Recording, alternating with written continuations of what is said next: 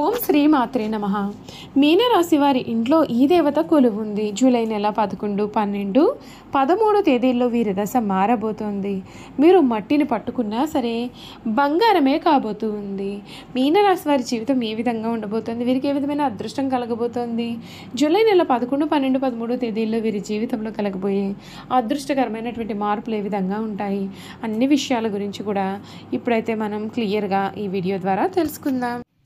శ్రీ షిరిడి సాయిబాబా జ్యోతిష్యాలయం. మీకు ఎటువంటి తీరని సమస్యలు ఉన్నా గురువు గారిని సంప్రదించండి. ఎక్కడెక్కడో జ్యోతిష్యం చెప్పించుకుని నిరాశ చెంది ఉన్నారా? ఒక్కసారి గురువు గారిని సంప్రదించి మీ సమస్యలకు పరిష్కారం తెలుసుకోండి. భార్యాభర్తల వశీకరణ, ప్రేమ వశీకరణ, డబ్బు వశీకరణ, వ్యాపార వశీకరణ, వ్యవసాయ వశీకరణ, పెళ్లి సంతానం వశీకరణ, కోరుకున్న మొగుడు లేదా స్త్రీ రావడానికి వశీకరణ, అనుకున్న పనులు కావడానికి వశీకరణ, ఇంకా ఎటువంటి సమస్యలు ఉన్నా పూజలు చేయబడును, జ్యోతిష్యం చెప్పబడును. గురూజీ లక్ష్మణ్ గారు. గురువు గారి ఫోన్ నెంబర్ 9515466718. దూర ప్రాంతాల్లో ఉన్న వారికి కూడా ఒకే ఒక్క ఫోన్ ద్వారా వెంటనే పరిష్కారం చెబుతున్నారు. అంతకన్నా ముందు మీలో ఎవరైనా సరే కొత్తగా కనుక మన ఛానల్ని చూస్తూ ఉన్నట్లయితే తప్పకుండా వీడియోని లైక్ చేయండి. తప్పకుండా మన ఛానల్ అయితే సబ్స్క్రైబ్ చేసుకోవడం అసలు మర్చిపోకండి. సబ్స్క్రైబ్ చేసుకోవడంతో పాటుగా పక్కనే బెల్ ఐకాన్లో ఆల్ని ట్యాప్ చేయండి. ఈ విధంగా చేయడం ద్వారా మేము పెట్టే ప్రతి వీడియో కూడా మీకు నోటిఫికేషన్ రూపంలో కనిపిస్తుంది. మీరు మిస్ కాకుండా మన వీడియోని చూడగలుగుతారు. ఇక వీడియోలోకి వెళ్ళిపోయి ఈ మీనరాశి వారి గురించి తెలుసుకుందాం. పూర్వభాద్ర 4వ పాదం, ఉత్తరభాద్ర 1, 2, 3, 4 పాదములు, రేవతి 1, 2, 3, 4 పాదాలు ఎవరైతే జన్మించుంటారో వారు మీనరాశికి చెందుతారు. ఈ రాశి వారికి అధిపతి గురువు. ఈ రాశి చక్రంలో చివరి రాశి. మీనరాశిని శరీరాశి, ద్విస్వభావ రాశి, జలతత్వ రాశి అని పిలుస్తారు. రెండు చేపలు ఒక దాని తోక వైపునకు మరి ఒక దాని తల ఉన్నట్లు ఈ రాశికి చిహ్నంగా శాస్త్రాలలో చెప్పబడి ఉంది.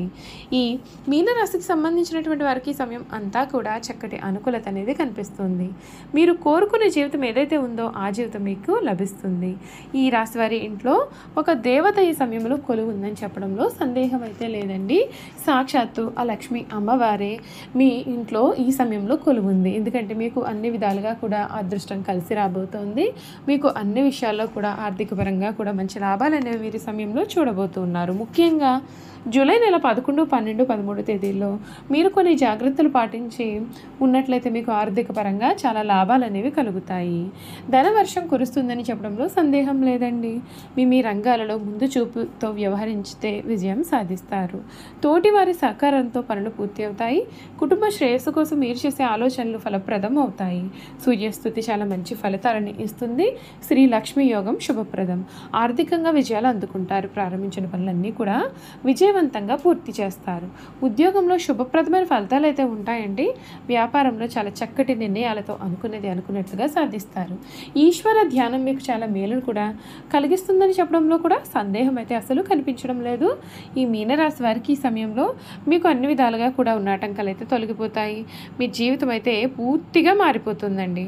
మీకు అన్ని విధాలుగా కూడా ఈ సమయంలో ఎటువంటి మార్పులు రాబోతున్నాయో ఇప్పుడు మనం తెలుసుకుందాం. మీనరాశి వారికి ఆర్థిక పరంగా ఈ సమయంలో చాలా బాగుంటుందనే చెప్పాలి. ఈ నెలాఖరును ముఖ్యంగా మీ ధనాధిపతి అయినటువంటి కుజుడు బలపడడం చేత కుటుంబ సభ్యులతో సహాయంతో కొంతవరకు మీకు ఇప్పటి వరకు కూడా ఉన్నటువంటి ఆర్థిక పరంగా కష్టాలన్నీ తొలగిపోయి ఆర్థిక పరంగా మీరు పూర్తి ఉపశమనం అయితే పొందబోతున్నారు. ఈ సమయం మీకు అత్యంత ఊరటనిచ్చే అంశం అయితే మీ కుటుంబ జీవితంలో రాబోతోంది. మీ రాశ్యాధిపతి సుఖస్థానాధిపతి అయిన గురువు 4వ ఇంట ఉండడం అంటే హంసయోగం మీకు ఏర్పడుతుంది. ఇది ఒక అద్భుతమైనటువంటి యోగంగా చెప్పాలి. కుటుంబ సభ్యుల నుండి ముఖ్యంగా తల్లిగారి నుండి మీకు పూర్తి మద్దతు ఉంటుంది. ఇంట్లో ప్రశాంతమైన ఆధ్యాత్మిక వాతావరణం నెలకొంటుంది. మీ సమస్యల నుండి సేద తీరడానికి మీ ఇల్లే మీకు ఒక కోటలాగా పనిచేస్తుంది. మీ జీవిత భాగస్వామి వారి యొక్క వృత్తిలో కూడా చాలా అభివృద్ధి అనేది సాధిస్తారు. పిల్లల విషయంలో కూడా వీరు రాణిస్తారు. ఆరోగ్యపరంగా ఇది సాధారణంగానే ఉంటుంది. మీ రాశిలో శని ఉండడం చేత శరీర నొప్పులు, నీరసము, అలసట మరియు వాత సంబంధిత సమస్యలు కూడా తరచుగా వచ్చి మిమ్మల్ని ఇబ్బంది పెట్టవచ్చు. 12వ ఇంట్లో రాహు ఉండడం చేత ఈ రాశి వారికి ఇటువంటి సమస్యలన్నీ కూడా కనిపిస్తూ ఉన్నాయండి. వ్యాపారస్తులకు కూడా ఈ సమయం చాలా నెమ్మదిగా సాగే మాసంగా చెప్పాలి. శని ప్రభావం కారణంగా ప్రతి పనిలోనూ జాప్యం మరియు రాహు ప్రభావం కారణంగా ఊహించిన ఖర్చులు కూడా ఉంటాయండి. లాభాలు ఆశించిన స్థాయిలో అయితే కనిపించవు. వ్యాపార విస్తరణ లేదా కొత్త పెట్టుబడులకు ఇది ఎంత మాత్రము కూడా అనుకూలమైనటువంటి సమయం అయితే కాదని చెప్పాలి. అయితే కుటుంబ సభ్యులకు మద్దతుతో పాటు లేదా రియల్ ఎస్టేట్ సంబంధించిన పనుల ద్వారా కూడా కొంతవరకు లాభం అయితే కలగవచ్చు. ఈ నెల వ్యాపారంలో కూడా మార్పులు జరిగే అవకాశాలు అయితే పూర్తిగా ఉన్నాయి. విద్యార్థులకు ఈ సమయం మిశ్రమ ఫలితాలు అయితే ఇస్తుందండి. 5వ ఇంట్లో బుధుడు మరియు 5వ ఇంటిపైన గురువు దృష్టి ఉండడం చేత మీ యొక్క గ్రహణ శక్తి చాలా బాగుంటుంది. అయితే రాశిలో ఉన్న శని ప్రభావం కారణంగా బద్ధకము, చదువుపైన అశ్రద్ధ మరియు ఏకాగ్రత కూడా లోపించడం వంటివి జరగవచ్చు. ఈ నెల ఈ రాశి వారికి బద్ధకాన్ని వీడి పట్టుదలతో ప్రయత్నం చేసినట్లయితే గురువు అనుగ్రహం కారణంగా మీరు ఘన విజయం అయితే సాధించే అవకాశాలు అయితే మీకు కనిపిస్తూ ఉన్నాయండి. చూశారు కదండి, మీన రాశి వారి గురించి తెలుసుకున్నారు కదా. ఇక వీరి గుణగణాలు, వీరి వ్యాపార పరంగా, విద్యాపరంగా కూడా ఏ విధమైన మార్పులు రాబోతున్నాయో తెలుసుకుందాం. విద్యార్థులకు ఈ సమయం మిశ్రమ ఫలితాలు అయితే ఉంటాయండి. అంతేకాదు 5వ ఇంట్లో బుధుడు మరియు 5వ ఇంటిపైన గురువు దృష్టి ఉండడం చేత మీ యొక్క గ్రహణ శక్తి బాగుంటుంది.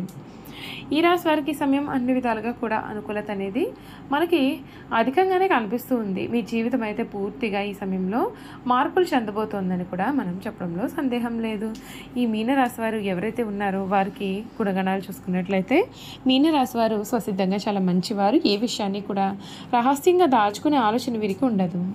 రహస్యంగా దాచుకోవడం వీరికి అసలు చేత కాదు కూడా చెప్పాలి. ఇతరులకు అపకారం తలపెట్టడం, కుట్రలు పొందడం వీరికి ఏమాత్రం చేత కాదు. వీరు చూడడానికి ఆవేశపట్టుగానే కనిపిస్తారు. వీరికి దుష్టబుద్ధి ఏమాత్రం కూడా ఉండదు. వీరికి ఎవరిపైనైనా కోపం వస్తే వారిలో వారే బాధపడతారు, కానీ అవతల వ్యక్తి మీద కక్ష మాత్రం తీర్చుకోరు.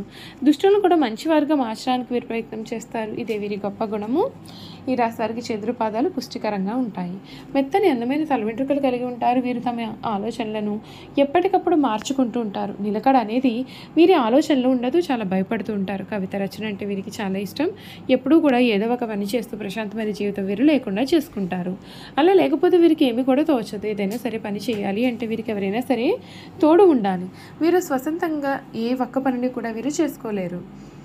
ఈ రాశి వారికి విశ్రాంతి చాలా అవసరం. విశ్రాంతి లేకపోతే ఎటువంటి పనులను సమర్థవంతంగా నిర్వహించలేరు. తొందరగా అలసిపోయే మనస్తత్వాన్ని వీరు కలిగి ఉంటారు. సాధారణంగా ఈ రాశి వారికి శారీరక అనారోగ్యం కన్నా మానసిక అనారోగ్యం అధికంగా ఉంటుంది. అనేక విషయాల్లో మానసికంగా ఆందోళన చెందుతారు. శారీరకంగా చాలా దృఢంగా ఉన్నప్పటికీ పనులు చేయడంలో వీరు అధికంగా కంగారు పడుతూ ఉంటారు. పనులను ఎక్కువగా చేయడం వలన, అతివేగంగా తొందరగా చేయడం వలన వీరు అలసిపోతూ ఉంటారు. సాధారణంగా ఈ రాశిలో జన్మించిన వారు చాలా ప్రశాంత మనస్కులై ఉంటారు. కోపము త్వరగా రాదు. ఒకవేళ కోపం వస్తే అది చాలా విపరీతంగా కూడా ఉంటుంది. చూసారు కదండి, మీనరాశి వారి గురించి అయితే క్లియర్గా తెలుసుకున్నారు కదా. ఈ వీడియో కనుక మీకు నచ్చినట్లయితే తప్పకుండా వీడియోని లైక్ చేయండి. తప్పకుండా మన ఛానల్ని సబ్స్క్రైబ్ చేసుకోవడం మర్చిపోకండి. సబ్స్క్రైబ్ చేసుకోవడంతో పాటుగా పక్కనే ఉన్న బెల్ ఐకాన్లో ఆల్ని ట్యాప్ చేయండి. ఈ విధంగా చేయడం ద్వారా మేము పెట్టే ప్రతి వీడియో కూడా మీకు నోటిఫికేషన్ రూపంలో కనిపిస్తుందండి. మీరు మిస్ కాకుండా మన వీడియోని చూడగలుగుతారు. అలాగే మీనరాశిలో మీ స్నేహితులు కానీ కుటుంబ సభ్యులు కానీ ఉన్నట్లయితే తప్పకుండా మన వీడియోని వారితో షేర్ చేయడం అసలు మర్చిపోకండి. Thank you for watching.